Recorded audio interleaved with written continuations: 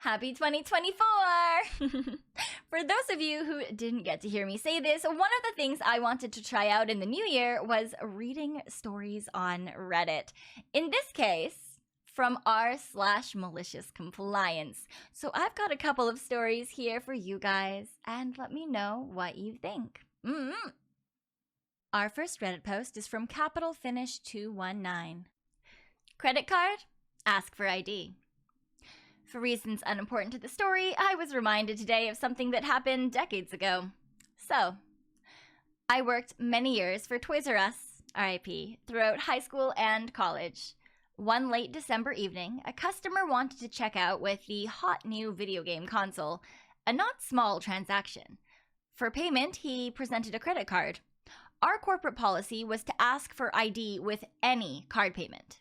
He approached my checkout with what was unquestionably one of the largest sales of the day, and I rang him up and requested his payment and, as required by policy, and the written statement on his card, identification.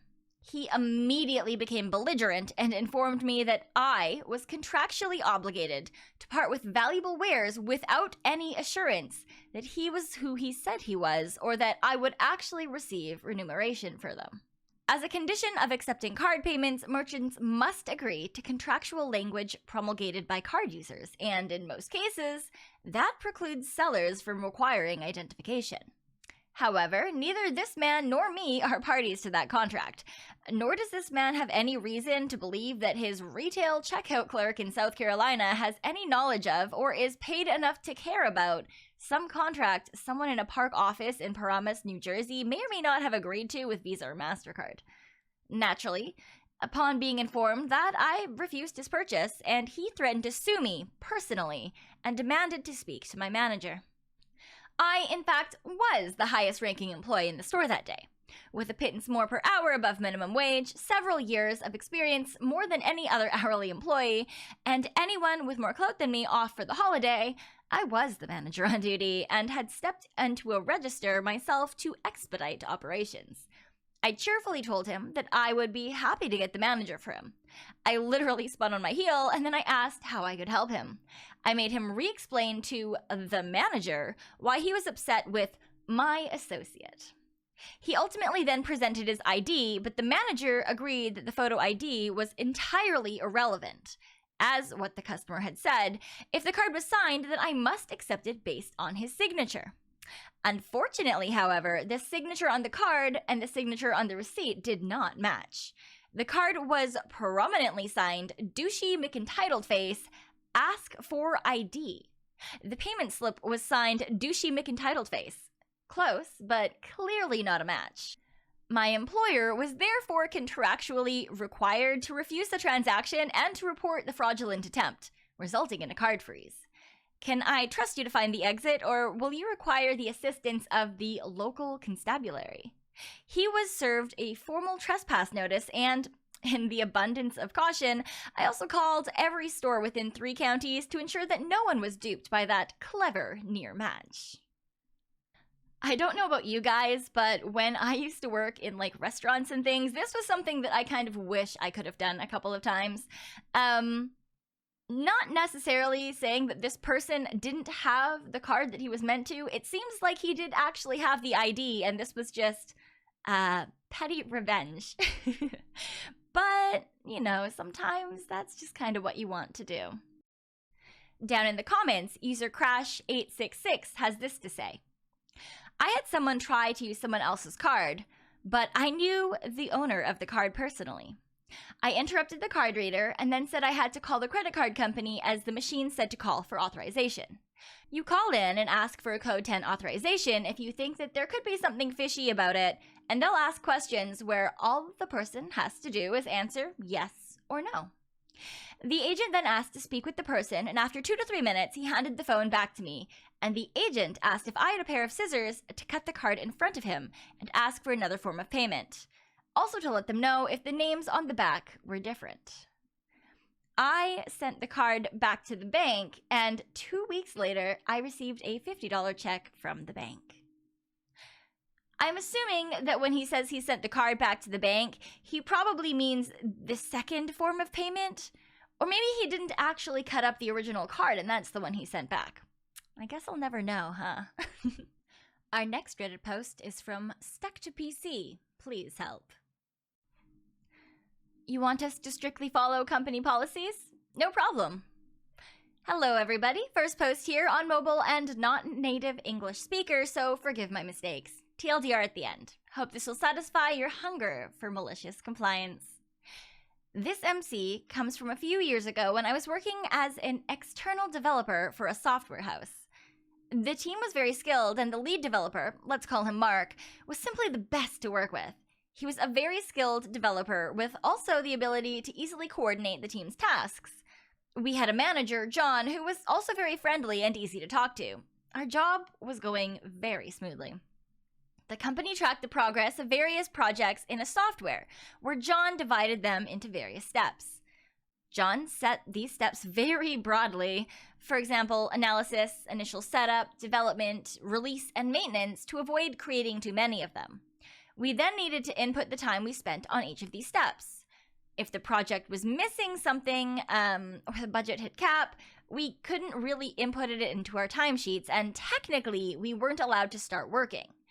Per company policy, our duty was to inform our direct superior about the issues, in this case, Mark. He then should have informed John, who finally would have to increase the cap. As the good manager that he was, John knew all of the steps were a huge waste of Mark's and our time, so he allowed us to temporarily sign our timesheets locally and start or continue our work, then gather himself all of the cap increase requests together, do all of it simultaneously, and directly let us know we could input our timesheets into the software. Then the company got acquired by a hedge fund. Suddenly, a lot of new middle managers appeared, and John was moved to a higher position in a different department. To replace him, they hired Phil. Phil tried to present himself as the open to everyone's requests sort of manager, but it became obvious pretty quickly that he was more of an I'll stick to company's policies as hard as I can sort of guy, probably to appeal to his ego or some higher up. First thing he did was completely change the project's organization to quote-unquote, better check the project advancement. Now, in a project, every task, every little change had its own step and its own budget cap.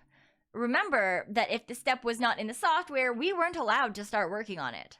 He then enforced our daily timesheet input. It became mandatory to input them at maximum the next day, so we could be more responsible about making project progress. It could have been okay if it wasn't for the fact that project budgets were drastically reduced. Basically, after reaching the middle of our developments, we had already reached the caps and could not insert any more timesheets. When we started asking Phil about creating those steps or raising the budget caps, like we did with John, he quickly redirected us to Mark, as that was the company policy and the proper chain of command. Mark's job quickly became hell, as he basically had to spend half the day asking Phil to create jobs and to raise caps, and we knew we were bothering Mark, and he knew that we couldn't do anything else. He tried to talk to Phil about easing these policies, but it was without success. At the end of the month, everyone was behind with the timesheet input, and some tasks weren't started at all. Phil gathered us and some other teams and started his rant about how it was our fault since we required too much time to do our jobs, and it was not acceptable. As our team leader, Mark was particularly targeted and probably missed some bonuses that he had no problem getting when John was the manager. His fault? Not letting Phil know soon enough that the steps weren't available or the budget caps weren't reached? It was enough for him. It was time to maliciously comply to company policies. He asked Phil to let us stay some minutes after the meeting to explain to us how to resolve these issues. He agreed and wanted to stay in the meeting as well. Mark calmly said to us, "It is imperative that you tell me, and only me, that steps are missing or caps have been reached as soon as you notice. You must send me an email with the precise subject. I'll then inform Phil only mail requests will be accepted." He remarked various times that the mail needed to have a specific subject line, like Project X Step Y missing, or Project X Step Y cap reached. And every time he looked at us with a look that says, just do it like this, trust me. We started doing exactly what he told us and soon discovered why he was so confident. A few days passed, and an angry Phil stormed into our room yelling at Mark that his behavior was unacceptable and an urgent meeting with the higher-ups was scheduled in a few minutes. Mark went, and after about half an hour, he returned with a satisfied smile on his face. And after him, a defeated Phil. He later told us that he basically set up a forwarding rule in his mailbox, which forwarded Phil every single mail whose subjects matched the patterns above, with a predefined text like, "Dear Phil, I'd like to inform you that the team brought to my attention the fact that Project X ID missing step Y," or something similar that followed the tagline. In those days, he submerged Phil's mailbox with other requests. Phil probably hoped that the outcome of the meeting would have went in his favor, but the higher-ups stated that no company policy was violated. Mark wasn't spamming, as those were all legitimate work-related emails, and it was Phil's duty to appropriately manage the situation. Also, Mark now had proof that he was immediately notifying Phil about project issues, so nothing could be his fault anymore. Couldn't be our fault either. We were also following right along the rules. I stopped working for the company shortly after this, but after a few months, they told me that Phil was demoted and moved to another position with lesser responsibilities. It's always nice to see that if you go along with company policy in a situation like this, it is likely that you're not going to end up with the short end of the stick. That doesn't mean that it's going to be fun to try to get through all of this, though. I can't imagine having to do that much reporting for something. Talk about, like, minute management. That's not what I'm trying to think of. What's the wording again? Oh, well. Down in the comments, Rude or Sarcastic Part 2 has this to say. Similar case, I worked a security gate for a large agricultural manufacturing company. In a meeting, the lead supervisor of the plant said that we guard gates were not to let anyone through the gates without proper signage on the vehicle. I asked, "No exceptions?" He sighed as if I was stupid and repeated my words, except not as a question. No exceptions. A week later, guess who comes to my gate in a vehicle without proper signage? Yeah, Mr. Big Shot. He asked me to let him in. I say no. He says he's late for an important meeting. I look him right in the eye and say, "No exceptions, sir." That's what I was told. He backed up his car and went to the main office to walk through the building for his meeting. I love that. Oh man, I can't say for sure that this commenter wasn't fired for doing this, but that would be something that would just make my cold, dead heart so happy. Do I have any idea what I'm doing? No, but I still hope that you enjoyed these stories from r/malicious compliance. If you guys did like this video, I'll try to make them a little bit longer in the future, so we're not just getting 2 little stories, but I wanted to start with something a little simpler. Again, I hope that everyone is having a fantastic start to their 2024, and if you're watching this just as it drops, I'll see you in a couple of hours. Okay, bye-bye! Promulgated. What the fuck does that mean? With a pittance more, 9, At the end of the month, everyone was behind with the timesheet input, and some tasks were